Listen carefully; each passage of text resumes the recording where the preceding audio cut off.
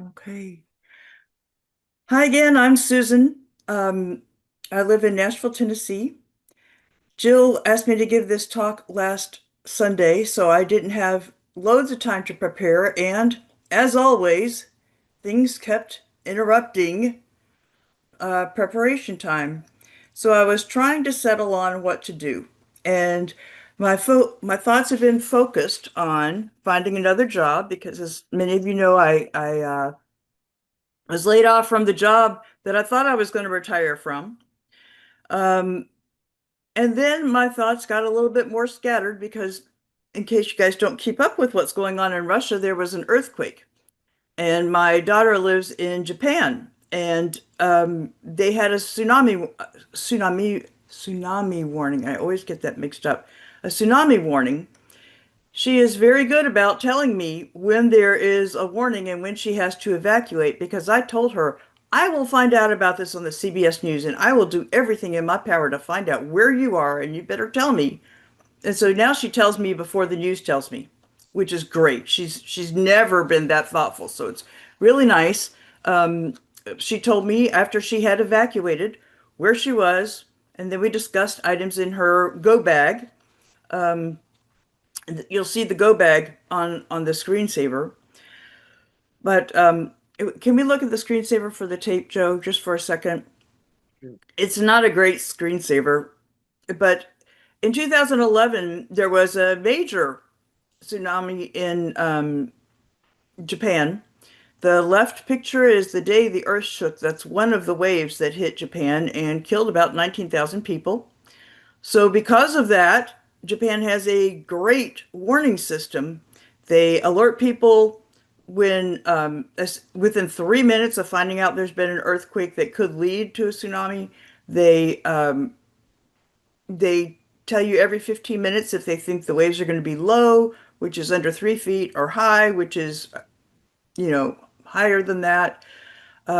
Emily lives about 3 minutes walk from the coast, so it's kind of important to know. She is about 4 meters above sea level, so she really needs to know when it's coming. So she told me that it was she had been evacuated, and we talked about all the things in her go bag. And she says, "Well, Mom, Japan tells you what you should have." And I'm like, "You can't stop me from telling you what you should have. I'm your mother, and I will tell you the next time there's another earthquake what you should have in your go bag." But she was good with it. And the good news is the waves were no more than 3 meters in height, so nothing affected her apartment or where she lives. So that's good news. Now we can get away from that screensaver. Thank you, Joe. So I was kind of thinking about earthquakes and tsunamis and go bags when I was working on this talk. And then I learned that my brother-in-law Mike was admitted into the ICU and they thought he was going to die imminently. As of yet he has not, but he's not out of the woods. But we were facing with, well, what do we do and who can go, and all these, life just happens while you're preparing a talk for this. The good news is that his granddaughter, Aurora, was born in June, and that just kind of adds some bittersweetness to it. It's like, oh, well, but he's here, but he hasn't spent time with her, all those kind of bittersweet things. So I remembered, I decided to share these parts of my week with you, along with some spiritual go bag techniques that I've learned that help me in different times. They may not help you and they may not work and take away some of the pain, but they do alleviate some of the suffering. And of course, they help me ride waves and make the waves a little smaller, not not gone. It's not a flat lake, but they're not 11 feet tall. Um, so when I felt the acuteness of Mike's illness along with Aurora's birth, I thought, that's it. That is the cycle of our life. That's the mandala cycle. Things come, things go. They come, they go. They come at different times and then they go. The tidal wave comes in and then it recedes. So that really helped me put things in perspective, thinking, okay, well, things come at different times. Sometimes we have a new birth, sometimes we have a death, and they happen at different times. Not everything happens at the same time. And we're never going to stop having things happen. As long as people are born, we're going to have death, period. It's just going to happen. We're going to have, as long as global warming continues, and even if it doesn't continue, we're going to keep having earthquakes and tsunamis and flooding. Um, we're going to have these things. We can't stop them. So we're always going to have the ebb and flow of life on the mandala. And the events cause great emotions for us. For me, with Emily, I had a lot of fear and anxiety, which came out in the terms of, you must have the following items in your go bag. That's how it came out for me. But they also contain emotions like grief or sadness or joy or even being confused or sorrow. And all those feelings are completely normal. There's nothing wrong with any of those feelings. That's part of being in the present. They are normal human feelings. But they also bring up some questions about life, like some spiritual questions, like why did 19,000 people have to die in the Japan tsunami of in 2011? I don't know. That would 19,000 would 20,000 have been a better number that you should complain about or one? You know, but why did this happen to happen? The agony of losing somebody. Why did this happen to happen? What about this medical diagnosis that I have? I have eaten well my whole entire life, and now I have this. What is going on? Why me? Why him? Why her? Why now? At this point in my life, these are different spiritual issues that get brought up. And all those things are going to happen anyway. The only thing we can address is how we manage it. We can get health insurance to help us manage some health things. We can work with a funeral home, which takes away a lot of pressure if somebody is dying. I don't know what I'd do without a funeral home. I can't dig a hole in my backyard, but but that helps. We can buy diapers for the children. Please buy lots of diapers. We can develop a tsunami warning system. We can create go bags. We can also prepare ourselves to be resilient with spiritual practices for the times when we are still alive and have gotten our physical go bag together and are physically safe. And to be cutesy, I'm going to share with you some of the spiritual practice in my go bag that helped me be present in times of joy and struggle this week. When I recognized the cycle of the mandala in the imminent death of Mike and the birth of Aurora, my pain didn't go away. I will still miss him, and I look forward to spending time with Aurora once her parents let me touch her. She's too young yet. She hasn't had any vaccination, so I'm not allowed to touch her. So that doesn't decrease the joy or the anticipation of seeing her, but it took away some of the angst, the suffering of missing them. Um, um, when I was preparing for Tonglen for Mike's wife and their children, I really felt my breath and felt it in my body. And I decided I really needed to have a body scan first. I had not done a body scan in a few days. And I found this really ugly blob on my stomach. And I thought, oh, what is that? So I kind of sat with it for a little bit and it wasn't really moving. And I agreed to pay attention to it later. And as I breathed more and calmly and focusing on my exhale in particular, it got less dense. and I felt like I was ready to move on. I need to revisit it, but I was ready to move on. So I practiced Tonglen for Mike and Carol, Matt, Brian, and Jimmy, and try to send them some ease in the unknown times ahead because we're still not sure what's happening, but there's been a lot of ups and downs in the past few days. Um, Also, I'm working on getting another job, and I heard all sorts of ever so friendly voices in my head. I hope you recognize that as a little sarcasm. My voice is particularly of my father, which said, well, you're supposed to be able to provide for the family. And if you have more than two jobs in your lifetime, something's wrong with you. He had one job at Duke from 1940 to 1985 and just thinks everybody should have one job in their lifetime, which works if you live a very short life, but it doesn't work if you're a little older than 22. Um, I also was really questioning what is wrong with me because I've been laid off. Well, there's an economy, there's the way healthcare shifts, there's what our president has done recently. It's not about me. It's not about something's wrong with me. And I find out that what is wrong with me is actually a judgment. It casts me against other people. It's a dualism. And we're working on n not two. So I'm still working with that. Just having spiritual practices and practicing them doesn't mean that everything gets better tomorrow or today. It's still a struggle. So I sat with the voices for a while. My dad's voice was really loud, which was really irritating because he usually didn't talk to me.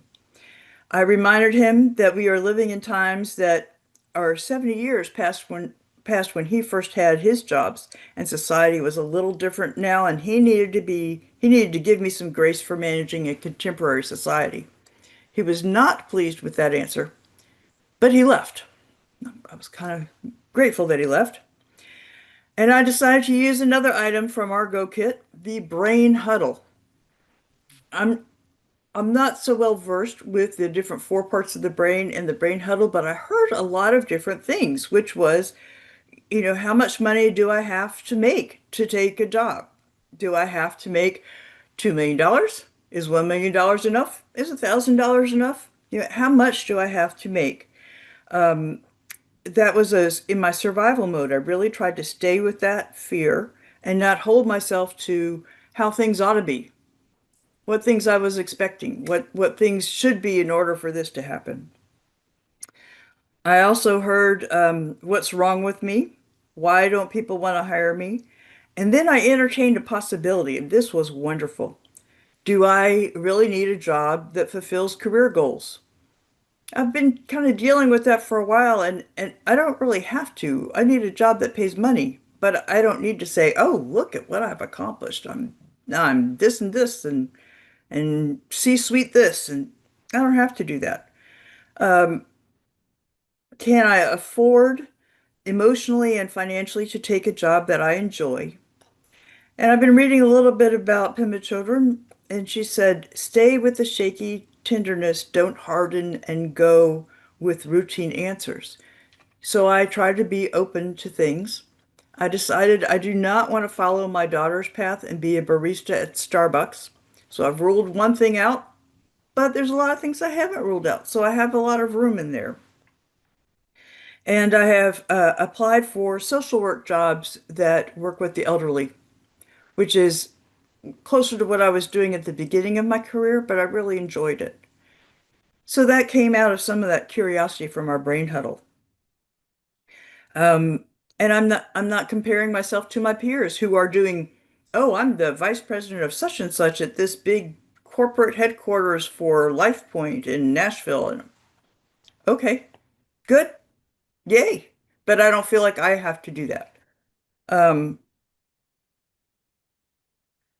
my brain huddle also told me that I needed to learn a little bit more, actually a lot more, and practice self-compassion. So I've been listening to some podcasts from Sharon Salzberg on the meta practice. May I be safe. May I be healthy. May I be at ease. May I be happy. May I be filled with loving kindness, and may I be peaceful. And now, every time I listen to the news and I hear something else about our president, I pray that he be filled with loving kindness.